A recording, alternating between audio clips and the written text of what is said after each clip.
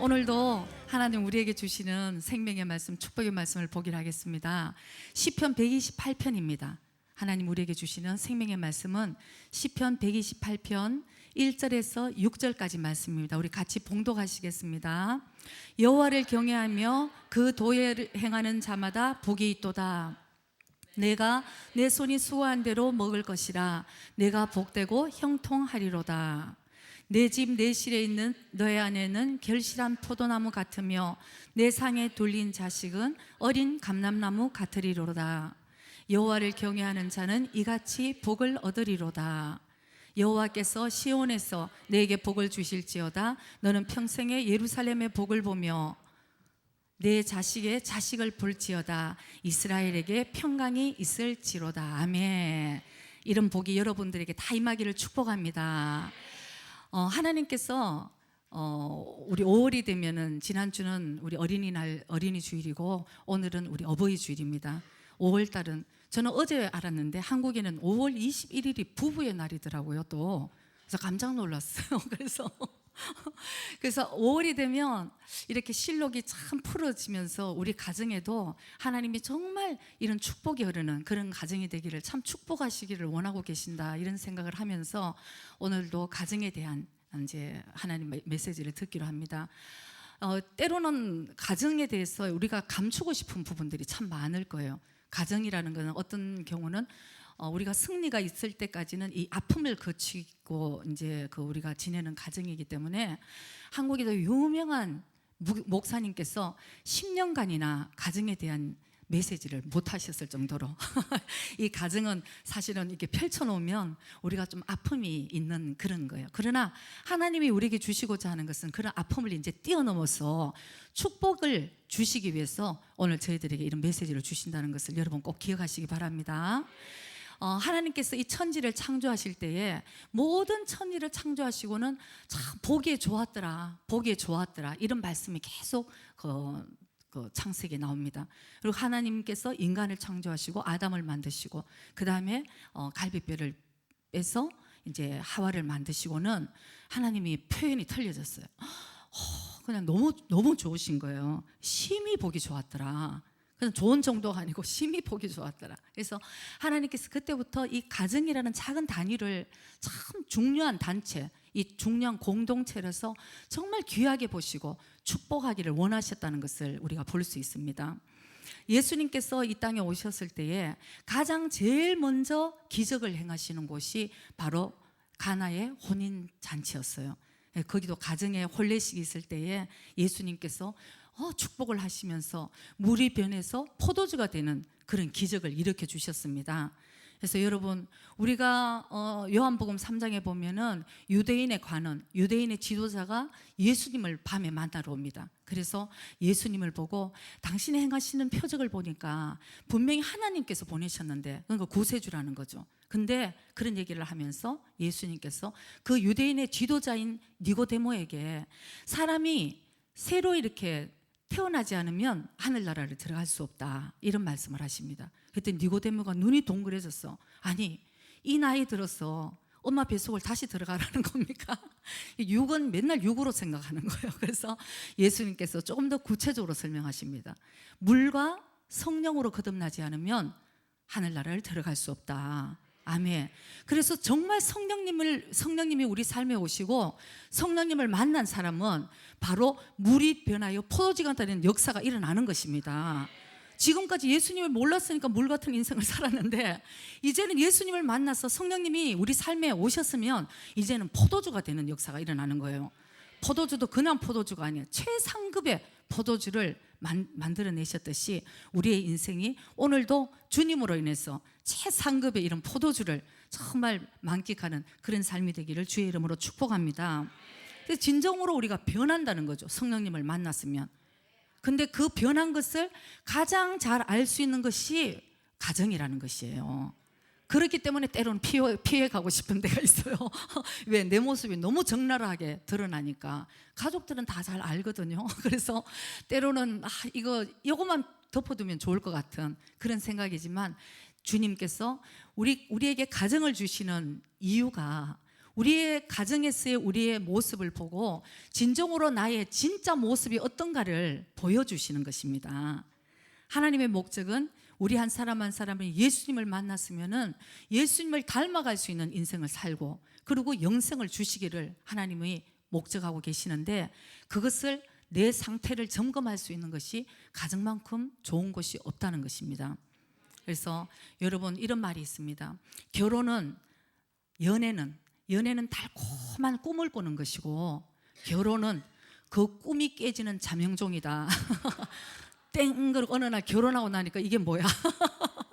그래서 여러분 아직 결혼하지 않은 분들에게 말씀드립니다. 결혼이란 내가 행복하기 위해서 결혼하면은 여러분 이제 그때부터 고생이에요. 뭐냐면은 결혼은 서로가 맞지 않는 사람들과 서로 그냥 이렇게 힘든 가운데서 주님을 닮아가는 것이 결혼인 것이에요. 결혼하는 순간부터 우리는 광야를 걸어가는 것입니다. 왜? 내가 이걸 이제 변화되게 가기 위해서는 가정 안에서 그런 모든 어려움들을 통해서 우리가 진정으로 예수님을 닮아가게 하는 하나님의 그 귀한 계획과 뜻이 우리 가정에 있다는 것을 여러분 꼭 기억하시기 바랍니다. 오늘 가정에 대한 설교지만 이건 너무나 기본적인 메시지이기 때문에 사람과의 관계에 대한 것, 그러니까 가정에서도 적용이 되고 우리 영적인 가족인 바로 교회에서도 적용이 된다는 것을 여러분들이 한번 기억하시고요. 가족은 나를 보게 하는 거울일 것입니다.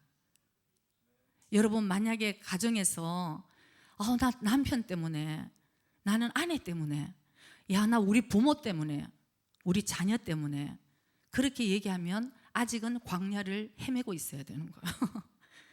그 광야는 여러분 끝이 나지 않아요. 그러나 거기에서 그 모습에서 나를 바라보게 되는 것이에요. 그거를 깨닫는 순간 이제 문제의 해결이 되어가고 있다는 것을 우리는 깨달아야 되는 것입니다. 마음은 아프지만 그것을 직면할 수 있는 그런 용기가 성령님 안에서 주어진다는 것이에요.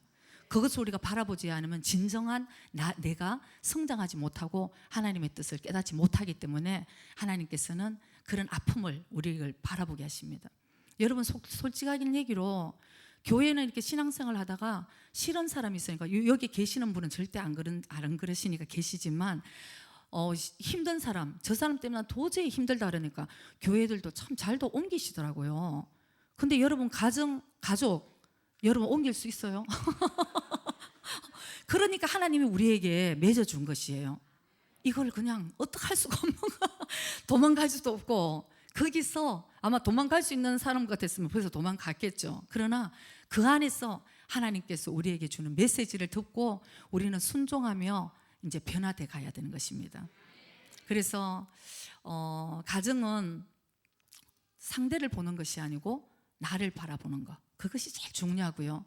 그리고 우리가 가정이 얼마나 중요한지를 알아야 되는 것은 통계적으로 가정에서 여러분 한 인격이 기본 인격이 가정에서 90% 정도가 형성이 되는 거예요. 그래서 때로는 너무 우리 안타깝다 보면 좀 빨리 애들을 교회 보내면 착해지겠지, 학교에 빨리 가서 배우게 해야지. 아니에요, 여러분. 잠깐의 조금의 도움은 될지 모르지만 결국 그 한 아이가 성장을 하는데 그 기본적인 인격을 배우는 모든 토대는 가정에서 이루어진다는 것을 우리는 깨달아야 되는 것입니다. 그러니까 이 일본 말에도 오야의 그 세나가오 밑에 소다츠 그러잖아요. 애들은 아버지의 뒷모습을 보고 성장한다, 자라난다.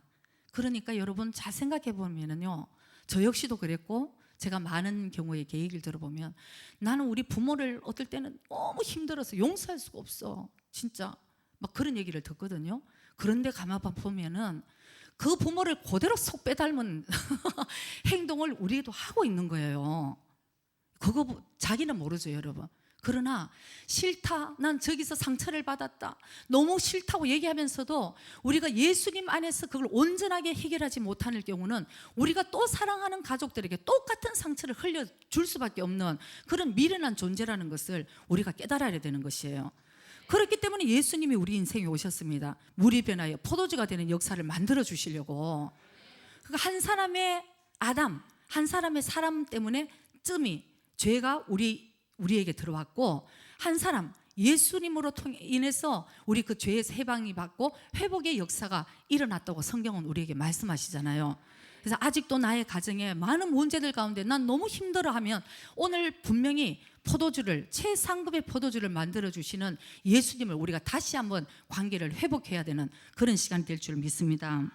그래서 왜 이 가정이 중요하냐 하면은, 여러분, 만약에 지금 난 너무 힘들지만 한 10년이나 20년쯤엔 난 행복할 수 있을지도 몰라, 이렇게 생각을 여러분 하고 싶죠. 그러나 우리가 깨달아야 되는 것은, 오늘 가정에 행복이 없고 나에게 승리가 없다면 10년이나 20년이나 똑같이 흘러간다는 것이에요. 오늘 내가 행복하고 승리가 있으면 10년, 20년은 더 좋은 나에게 행복과 승리를 가져다 주지만, 오늘 이 시점에서 내가 승리를 하지 못하고 있으면 10년이 가든 20년이 가든 우리 가정에 하나님이 주시고자 하는 그런 축복이 흘러가지 못한다는 것을 우리가 깨달아야 되고, 그렇기 때문에 가정이 굉장히 중요하다는 것을 우리가 깨달아야 되는 것입니다. 종교개혁을 한 마르틴 루터는 이런 얘기를 했습니다. 가정은 성격, 인격 형성 학교다. 가정에서 이걸 어디서 배우겠어요, 여러분? 그래서 나 문제 있는 가정, 나 문제 없어 우리 가정은, 이렇게 얘기하는 사람은 두 가지 중에 한 가지일 거다. 첫 번째는 가면을 쓰고 있든지 가면을 쓰고 있든지, 아니면은 하나님의 뜻을 행하지 않고 서로 포기하고 있든지, 이 둘 중에 하나라는 거예요. 그래서 하나님의 뜻은 가정에 사실은 문제를 주시는 것이 당연하고, 그 문제를 승리하면서 축복으로 내가 또 속사람이 강건하게 성장해야 된다는 것이 하나님의 뜻인 것입니다. 어떤 유치원생이 엄마랑 결혼식 축하하러 갔어요. 근데 보니까 유치원생이 보니까 신랑 신부가 너무 행복하게 웃고 있는 거예요. 서로가 얼마나 꿀이 그냥 쏟아져요, 얼굴에. 그랬는데 이 유치원생이 엄마에게 질문을 했어요. 엄마, 결혼이란 뭐지? 왜 이렇게 행복하게 웃고 있지? 그래서 엄마가 설명을 했습니다. 그래, 얘야, 결혼이란 것은 사랑하는 두 사람이 만나서 서로를 아껴주고 서로를 용서하고 서로를 격려하고 도와주면서 행복하게 사는 것이 결혼이야. 그때 애가 이제 알았다 그러면서, 그런데 그럼 아빠하고 엄마는 결혼을 아직 안 한 거네. 우리 결혼을 해야 됩니다, 여러분. 동거인으로 있으면 안 돼요. 그래서 결혼을 해서 광야를 걸으면서 주님의 성품을 닮으면서 우리는 승리에 간다는 것을 우리가 다시 한번 깨달아야 되는 것이에요. 그래서 미국에 참 존경받는 목사님이 계셨어요. 그래서 어느 날 이 가정 세미나를 마치고 저도 그런 생각이 드는데, 굉장히 참 훌륭한 남자를 보면 저는 그 남편을 보는 게 아니고 저는 항상 아내가 궁금해지는 거예요. 저 아내는 과연 어떤 아내길래? 진짜 그래요. 나 보통 진짜 이 남편 너무 멋있어가 아니고, 저는 그 보이지 않는 아내가 세상에 얼마나 지혜롭고 얼마나 괜찮은 아내면 남편을 저렇게 보조할 수 있었을까, 이런 생각을 하는데, 그러니 이제 많은 사람들이 아내가 궁금해졌습니다. 이 훌륭한 목사님을 그 배후에는 어떤 사모님이 있을까? 그래서 질문을 했어요. 어떤 사람이, 사모님은 살면서 남편인 목사님 때문에 이게 화가 난 적이 없었어요? 그랬더니 사모님이, 나는 한 번도 화가 난 적이 없어요. 그래서 사람들이, 역시 그러면 그렇지, 저런 목사님, 저런 훌륭한 목사님이 남편이니까 어떻게 화를 낼 수 있겠어. 그래서 존경의 눈으로 다 바라봤어요. 근데 사모님께서 그 다음에, 나는 한 번도 화낸 적은 없지만 매 순간 죽이고 싶었어요. 이 남편들 조심하시기 바랍니다. 여자에게 힘이 생기면 아마 그러니까 그게 여러분 부부라는 거예요. 부부라는 거예요. 그러니까 완벽한 사람이 없다는 것을 우리는 먼저 알아야 되고, 저 집은 참 문제가 없겠지. 얘기를 안 할 뿐이고, 그분도 지금 광야를 걷는다고 한참 힘든 중인 거예요. 그래서 누가 먼저 승리를 하나가 우리에게 숙제로 남아 있을 뿐이지, 기웃기웃 남 기웃기웃 그러지 마세요. 오늘 나에게 주어진 이 광야의 길을 빨리 말씀 붙들고 승리하면서 가야지 되는 것이 우리에게 남겨진 숙제인 것입니다. 자, 하나님은 아까 우리에게 말씀하셨듯이 시편 128편의 그런 축복들을 우리 가정에 정말 흘려보내고 싶은데, 여러분 솔직히 우리가 주님 앞에 손을, 내 양심에 손을 얹고 생각해 볼 때에 나는 정말 그런 축복을 누리고 사는 지금 우리의 가정인가, 이런 생각을 우리 한번 점검해 봐야 될 줄 믿어요. 그래서 그렇지 못한 가정이 의외로 참 많아요. 그러나 우리가 오늘 잘 깨달아야 되는 것은, 하나님을 믿되 내 방식으로 내가 그냥 믿는 것이 아니고 진정으로 우리가 예수님을 믿어야 된다는 것입니다. 그래서 오늘 말씀하실 때 여호와를 경외하는 자는 이런 복을 받으리라고 말씀하시는 그 경외한다는 것이 과연 어떤 것인가, 우리의 삶에, 우리의 가정에, 우리의 교회에 우리 한 사람 한 사람이 여호와를 경외하는 삶을 살면 그 사람으로 인해서 우리가 물이 변화의 포도주가 되는 역사를 주님께서 주시겠다고 오늘 우리에게 이런 메시지를 전해주시는 것에 대해서 너무 감사를 드려야 될 줄 믿어요. 먼저 갈라디아서 2장 20절에 보면은 주님 이런 말씀 우리에게 주십니다. 내가 그리스도와 함께 십자가에 못 박혔나니 그런즉 이제는 내가 산 것이 아니요 오직 내 안에 그리스도께서 사신 것이라. 이제 내가 육체 가운데 사는 것은 나를 사랑하사 나를 위하여 자기 몸을 버리신 하나님의 아들을 믿는 믿음 안에서 사는 것이라. 아멘. 아멘. 가장 십자가의 복음을 심플하게 단순하게 말하라 그러면은 바로 갈라디아서 2장 20절이에요. 내가 그리스도와 함께 십자가에 못 박혔난, 여기부터 출발이라는 것이죠. 출발은 내가 그리스도와 함께 십자가에 못 박혔나, 그럼 죽어야 되는 거거든요. 죽어야 되는데 아직도 펄펄 살아서 우리가 아직도 펄펄 살아있는 우리. 그래서 이제는 내가 산 것이 아니요 오직 내 안에 그리스도께서 사신 것이라. 이게 돼야지 이제 우리가 하나님을 경외하는 가정이 되고 개인이 된다는 것을 우리가 깨달아야 될 줄 믿습니다. 여러분들에게 질문합니다. 자, 여러분은 예수님을 믿는 나는 예수님을 믿는 크리스찬이라 믿으면은 크게 아멘 하시기 바랍니다. 아멘. 우리는 크리스찬입니다. 자, 그 다음에 질문은, 여러분은 십자가에 주님과 함께 못 박혀 죽었습니까? 아멘. 와, 우리 교회는 아주 할렐루야, 할렐루야. 자기가 죽는 게 뭔지도 모르고 아멘. 죽는 게 뭔지도 몰라 애기들은 지금. 근데 진짜 죽어야 되고 아멘, 그 마음이 정말 죽기를 간구하는 거. 우리는 진짜 매번. 그래서 이게 사실 아멘이 돼야 되는 거예요. 나는 크리스찬이다. 아멘. 죽었느냐? 죽은 것 같기도 하고 나 아직도 안 죽은 걸로 확신합니다. 이러면은 심각한 거예요, 여러분. 그래서 우리는 아멘, 지금 나중에 죽더라도 지금 일단 죽겠습니다. 아멘. 오늘 나 죽겠습니다. 이 고백이 주님께 돼야 되는 거예요. 그래서 우리는 오늘부터 이제 집에 가서 우리 이제 행복한 가정이 될 줄 믿습니다. 당신 아까 죽었다며.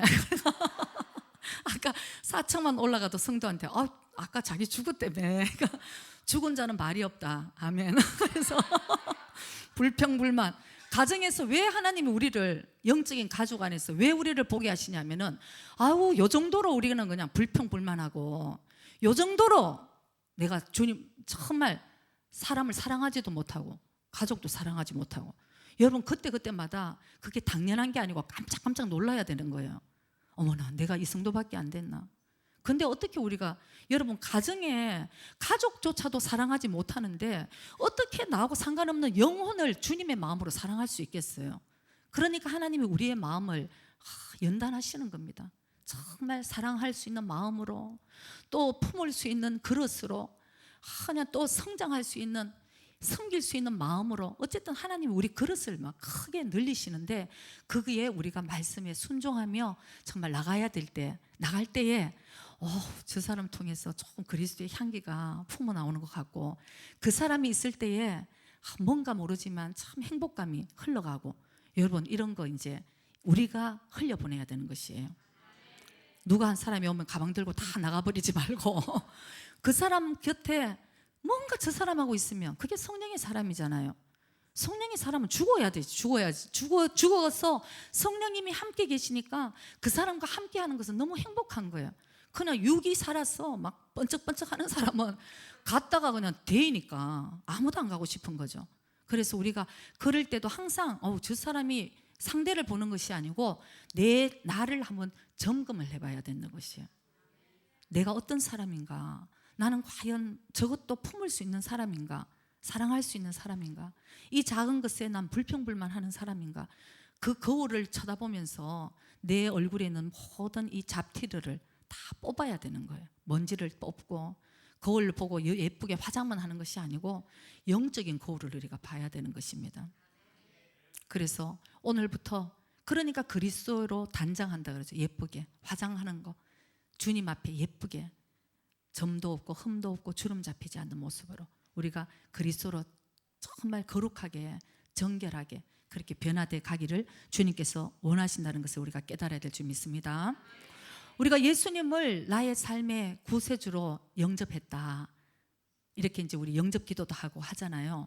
근데 그 중에서 어떤 사람들은 조금 오해를 하고 계시는 부분이 있는 것 같아요. 그래서 이 오해를 여러분 이 오해를 우리가 다 내려놓고 완전하게 확실하게 믿어야지만 주님을 경외할 수 있는 자가 되고 주님을 기쁘시게 할 수 있는 자녀가 되는데 그건 뭐냐 하면은 많은 사람들이 예수님은 나의 구세주요 나의 인생의 주인이십니다 하고 입으로는 이제 고백을 합니다. 그러고는 나는 이제 예수 믿었어. 난 천국 가. 맞습니다. 아멘. 그러나 이제부터의 삶에 주님이 나의 왕이 되시고 주님이 나의 주인이 되어 주셔야 된다는 것입니다. 주님은 나를 죄에서 구원해 주시고 천국까지 인도해 주시는 분이라는 그 의미는 구세주라는 단어에서 10%밖에 들어있지 않아요. 90%가 내 인생의 이제 주님은 주인이시고 내 인생의 왕은 예수님이십니다. 그러니까 우리가 매일매일 삶을 살아가면서 성령님 동행하여 주세요 하는 것은 주님과 동행하면서 내 감정, 내 생각을 내려놓고 주님의 말씀에 순종해 나가기 위해서 주님 동행해 주세요. 주님 말씀에 순종할 수 있도록 도와주세요. 이게 되어야 된다는 것입니다. 많은 크리스찬들이 이것이 안 돼요. 나 예수 믿었는데 나 구원받았으면 됐지. 오늘도 여전히 죄를 지으면서도 나는 천국 데리고 간다는 거예요. 구세주 되는 10% 되는 10%의 믿음 가지고 아직도 얘기하는 분들이 너무 많은 것을 볼 때에 우리가 확실한 진정으로 믿어야 되는 것이에요. 당신 크리스찬입니까? 이제는 그렇게 물으면 안 돼요. 당신은 진정한 크리스찬입니까? 이걸 물어봐야 되는 거예요. 진정한 크리스찬인가? 나는 십자가에 그리스도와 함께 십자가에 못 박혀 죽었다. 이제는 내가 산 것이 아니고 내 안에 그리스도께서 사신 것이라. 그럴 때에 우리의 가정에 열매가 맺히고 내 삶의 열매가 맺히고 그런 사람들이 우리 교회에 많이 늘어갈 때에 우리 교회가 정말 천국이 되고 행복한, 그럴 때 구원받는 백성을 초대교회처럼 더하여 주시는 것이 하나님이 하시는 일이라는 것입니다. 그래서 가정의 행복을 위해서 우리 인간의 노력으로 안 된다는 것을 우리가 빨리 깨달아야 되는 건 빨리 깨달아야 돼요. 여러분 노력해서 우리 가정을 행복하게 해보려고 얼마나 노력을 많이 해왔습니까? 노력을 얼마나 많이 했어요. 이렇게 하면 우리 가정이 행복할까? 그러나 여러분 그게 안 되는 거예요. 어느 정도는 일시적인 무슨 행복은 가져다 줄지 모르지만 근본적인 것은 하나님께서 우리 가정의 왕이 되어주시고 우리가 해야 할 일은 하나님을 경외하는 자가 되면 된다는 것입니다. 그분을 경외하는 자, 남편을 대할 때나 아내를 대할 때나 우리 부모를 대할 때나 나의 자녀를 대할 때에 하나님을 경외하는 마음으로 우리가 대할 때에 그 다음은 하나님께서 그 가정을 책임져 주시는 것입니다. 하나님이 아이고 미워 그러고 막 이렇게 그 사람을 대할까요? 그러니까 우리가 가정에서 작은 예수가 되어야 된다는 것입니다. 작은 예수가 되어야 된다. 그럴 때에 우리 가정에 자녀들이 바로 서고 우리 가정에 남편이 바로 서고 우리 가정에 아내가 바로 서고 우리 가정에 정말 이제는 자녀라 해도 나이가 이제는 20살이 넘으면 간 인격체로서 예수님을 만나야 되는 거예요. 그러면은 아니면은 부모가 안 되면 자녀가 자녀를 통해서도 하나님 그런 축복을 흘려 보내신다는 것을 우리는 깨달아야 될 줄 믿습니다. 그래서 로마서 12장 2절의 말씀처럼 너희는 이 세대를 본받지 말고 오직 마음을 새롭게 함으로 변화를 받아 하나님의 선하시고 기뻐하시고 온전하신 뜻이 무엇인지 분별하도록 하라. 아멘. 오직 마음을 새롭게 함으로 변화를 받으라고 말씀하십니다. 아멘. 여러분 많은 분들이 예를 들어서 30살에 예수님을 만나고 아니면은 나는 50에 예수님을 만났다. 이럴 때에 어떻게 생각하느냐 하면 내가 지금까지 살아온 것은 그대로 지키고 예수님이 내 인생을 축복해 주실 분이다. 이렇게 생각을 합니다. 그러나 그것은 잘못된 거예요. 우리는 영적인 뿌리부터 지금 잘못되어 있는 거예요. 예수님을 믿지 않았을 때의 영적인 뿌리는 사실은 그거는 흔들려 옳은 온전한 것이 아니라는 것을 우리가 깨닫고 사실은 기초부터 다시 우리는 말씀 위에 바로 세워나가야 된다는 것을 여러분 꼭 기억하시기 바랍니다. 그럴 때에 우리가 열매가 온전하게 맺힌다는 것을 우리 뿌리가 굉장히 중요한 것이죠. 그래서 우리 부모 세대에 그래서 더 중요한 것입니다. 우리 부모들 정말 책임이 참 많은 것 같아요. 가정에. 제 일부에 이런 얘기가 푹 나와서 놀랐는데 아까 찬양 드리면서 2부에는 별로 아빠들도 안 계시고 그 얘기는 빼야 되겠다 했는데 또 얘기를 하게 되네요. 아빠들이 하나님이 여러분 남편들을 축복하시고 남편들에게 아내는 무조건 복종하라 순종하라 했는 이유는 그래도 어떤 남편들은 맨날 그것만 들이대는 거죠. 그냥 남편인데 내가 가정의 머리인데 순종하라고 뭐해? 이게 아니고 서로시고 또는 지금 내가 무서운 얘기를 여러분께 남편분께 말씀드리기를 원합니다. 남편은 그만큼 책임이 있다는 거예요. 가정에. 가정을 제사장의 역할을 감당해서 이 남편이 아내와 자녀들을 하나님의 말씀 가운데 인도할 수 있는 그 역할을 남편에게 줬다는 거예요. 그러니까 이 남편의 역할이 너무너무 중요한 거예요, 여러분. 오늘날 많은 가정의 아픔은 솔직하게 얘기하면은 남편의 이 온전한 제사장의 역할을 못하는 이 부재에서 오는 그런 슬픔이 우리 가정들을 참 많이 흘려보내고 있어요. 그래서 자녀들에게 물어보면 사실은 듣고 싶지 않은 얘기지만 아빠한테 상처를 받았다는 게 제일 많아요. 80% 정도는. 이게 통계적으로 나오는 거니까 심리학적으로도. 그러니까 그만큼 우리가 이 가정을 말씀 가운데 지켜주고 이 역할을 하나님은 남편에게 세웠다는 거죠. 그거를 하면서 아내가 말을 안 들으면 그건 그냥 끝나는 건데 그 역할을 안 하면 맨날 아내만 순종하라 그러면은 그게 하나님이 우리에게 주시려고 하는 축복임에도 불구하고 또 우리가 전쟁이 거기서 일어나는 거예요. 사람은 얼마나 이기적이고 자기중심적이냐 하면은 이 말씀을 우리가 하나님 말씀을 들을 때에 남편은 남편에게 하시는 말씀을 아멘하고 받아들여야 되는 거예요. 어떤 일이 있어도 그리스도가 정말 교회를 사랑하듯이 주님 교회를 얼마나 사랑했어요. 자기 생명보다도 더 사랑했어요. 생명을 이상 사랑한 것보다도 그처럼 아내를 사랑해야 되겠다. 여러분 힘들 때는 호세아를 생각하세요. 나 이 아내 때문에 너무 힘들어 그러면 호세아를 묵상하시면 모든 것이 해결됩니다. 호세아도 하나님의 말씀 다 순종했어요. 여러분 그런 아내를 그 고멜과 같은 불량한 세상에 그 아내를 데리고 와서 또 애를 놓고도 또 나가서 바람이 나서 그런데도 야 하나님이 그만하면 됐다 이렇게 안 하시고 또 네가 가서 데리고 오라는 거예요. 그 고멜을. 저도 어떨 때 이 정서에 안 맞는 거예요 그게. 그래서 데리고 왔으면 하나님께서 호세아에게 아주 그냥 죽도록 패라 이렇게 했으면 우리가 얼마나 화끈하겠어요 그냥. 그런데도 끝까지 사랑하라고 그러잖아요 여러분. 그리고 남편분은 아니할 말로 그렇게 사랑을 하시고 아내도 요새는 아주 남편을 아주 잡아먹는 아내가 많아가지고 이 목이 진짜 이게 진짜 목이 어디가 어딘지 몰라요. 그냥 목이 머리인지 머리가 목인지 지금 우리 목이 사실 우리 아내가 이 목의 역할 이거 전혀 제가 지금 준비하지도 않은 게 이렇게 술술 나오네요 진짜. 아내는 우리가 목이라는 거예요. 머리는 하나님이 남편이에요. 이 남편을 지혜롭게 하는 것은 이 목입니다. 남편 보고 오른쪽 왼쪽 남편 오른쪽 그러면 남편은 머리나 할 수 없이 목이 돌리는 대로 갈 수밖에 없는 것입니다. 그래서 우리 아내에게는 그런 놀라운 지혜가 남편이 아무리 머리라 그래도 우리는 우리 고개 돌리는 대로 가게 되어 있다는 것을 여러분 꼭 기억하시고 지혜로운 아내가 되셔서 기도해서 목을 요리조리 하나님이 기뻐하시는 방향으로 잘 돌리시는 저와 여러분이 되시기를 주의 이름으로 축복합니다. 그래서 이 옛 성품이 얼마나 죽느냐에 따라서 정말 우리가 하나님 미랄이 땅에 떨어져 죽지 않으면 그대로 있지만 죽으면 많이 열매를 맺는다 말씀하시잖아요.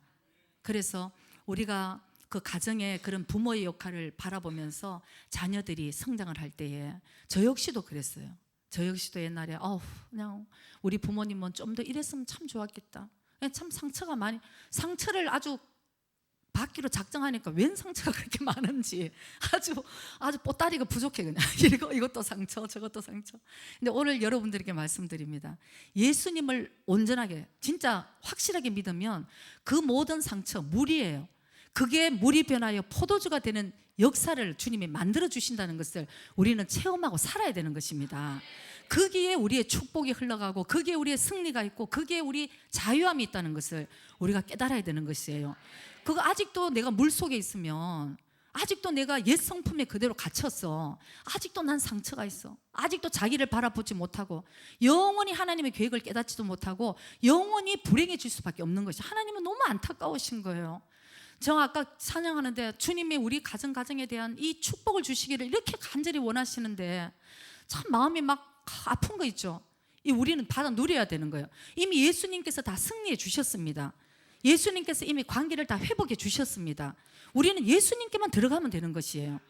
근데 아직도 그렇지 못한 경우는 우리는 가장 내가 사랑하는 가족들에게 또다시 내가 흘려보낼 수 있다는 것을 우리는 깨달아야 되는 것입니다. 이 가정의 축복과 저주는 대물림된다는 것이에요. 그대로 흘러가는 것이에요. 그래서 오늘도 우리가 이 예수님을 믿었으면 오늘 여기 우리 대에서 완전한 축복을 우리가 누리고, 아멘.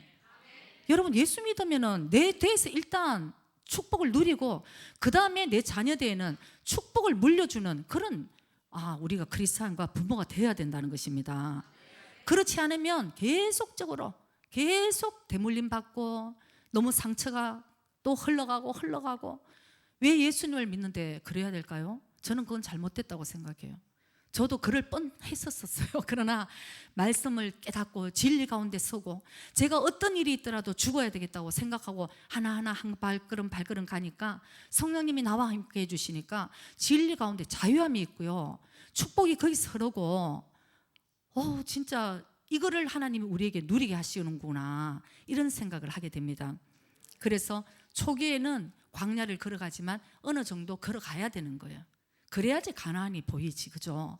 그래서 여러분 절대 혼자 걷는 것이 아니고 성령님이 함께 해주신다는 것을 여러분들이 꼭 기억하시고 그런 축복된 삶이 여러분 삶에 흘러가기를 원합니다.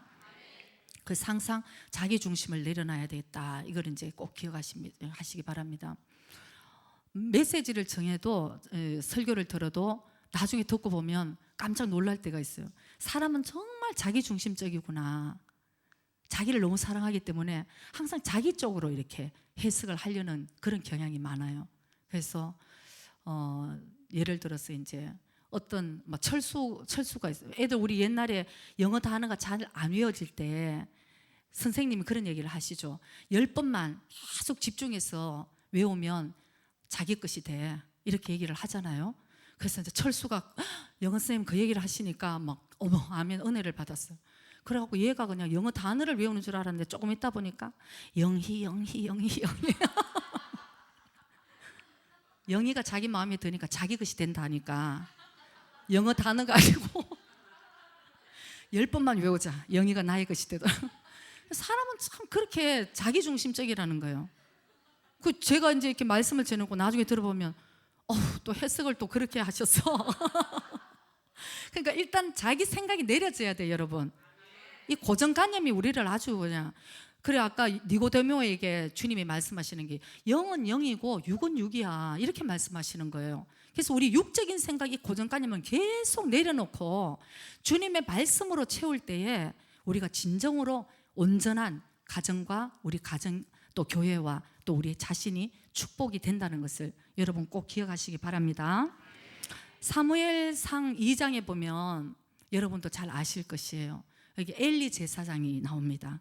엘리 제사장에는 두 아들이 있었는데 이 두 아들이 아주 불량자였어요. 너무 슬픈 것은 제사장 그러면 오늘날 목사님인데 거기에 말씀 보면 엘리의 두 아들 홈니와 비느하스는 불량자요, 하나님을 모르고 아니, 교육을 어떻게 시켰길래 하나님, 목사님 가정에도 여러분 하나님을 모르는 경우가 많고요. 크리스찬이라 그래도 하나님을 모르는 경우가 많아요. 그러니까 오늘 제가 말씀드리는 것은 여호와를 경외하는 자처럼 우리도 먼저 믿어야 되고 진정으로 이 가정에 여호와만이 주인이고 왕이라는 것을 선포하면서 그렇게 가르쳐야 된다는 것입니다. 그래서 홈리와 비느하스, 이 얼마나 정말 불량자인지, 하나님의 제사를 드리는 것에 대해서 얼마나 멸시를 하고, 정말 이 이깨니에 그가 주님께 헌물을 가져오고 주님께 예물을 가져오고, 이 모든 것들도 좋은 것은 자기가 다 취하고, 얼마나 이게 하나님께 얼마나 큰 죄악이겠어요.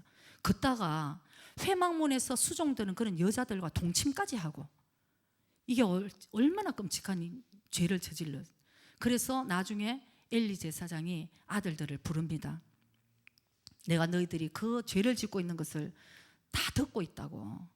다 듣고 있는데 엘리 제사장이 얘기하는 것은, 엘리 제사장도 하나님을 경외하는 사람이 아니었기 때문에 자기 자식에게 하나님을 경외하는 방법을 가르칠 수가 없는 거예요. 그러니까 너희들이 그렇게 나쁜 짓을 하는 것을 내 귀에 다 들어오는데 그러면 안 되지. 이게 뭐냐면 부모가 너무 부끄러운 거예요. 하나님에 경외하는 것이 아니고, 하나님 앞에 얼마나 그게 잘못된 죄인 것인지 그걸 얘기하는 것이 아니고, 이 아버지의 얼굴에 너무 부끄러운 겁니다. 여러분, 우리가 때로는 자녀들을 교육을 시킬 때에 참 주의해야 될 것이 바로 이건 거예요. 부모가 부끄러운 것을 자녀들이 밖에 나가서 얘기하지 마, 이런 경우 참 많이 은근히 있거든요. 그게 아이들을 얼마나 영적으로 죽이는 것인지 몰라요.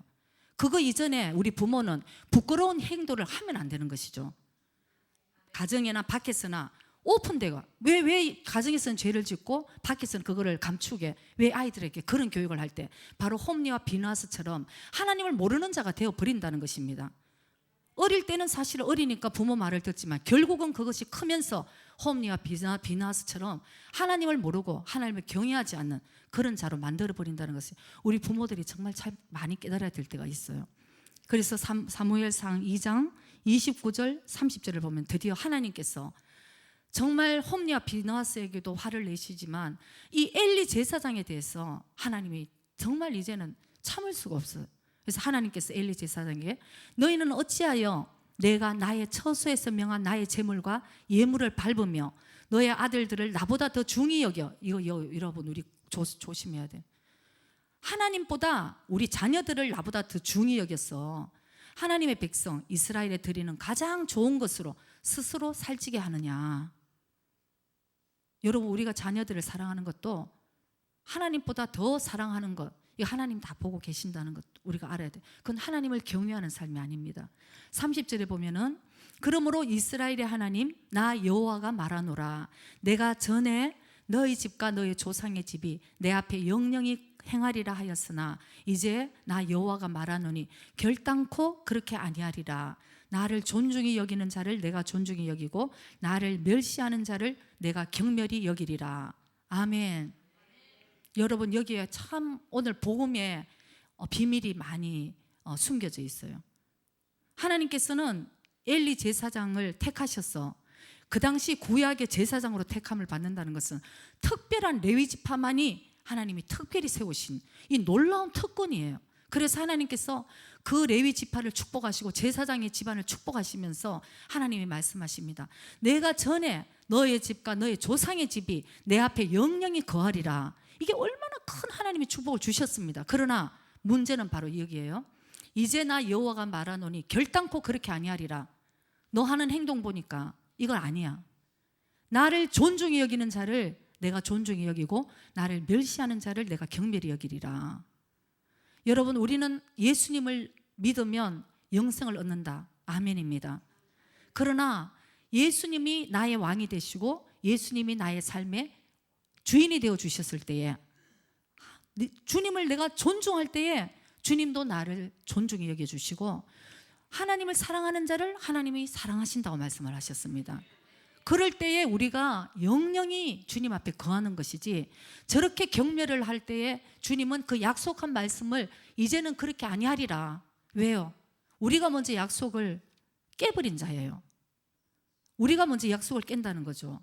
하나님은 그러시는 분이 아니신데 결국은 약속을 깨는 것은 우리 인간이 주님보다 죄를 선택해버리고 이렇게 약속을 깨버린다는 것에 우리가 하나님을 경외하지 못하는 큰 원인이 있다는 것을 우리가 깨달아야 될 줄 믿습니다.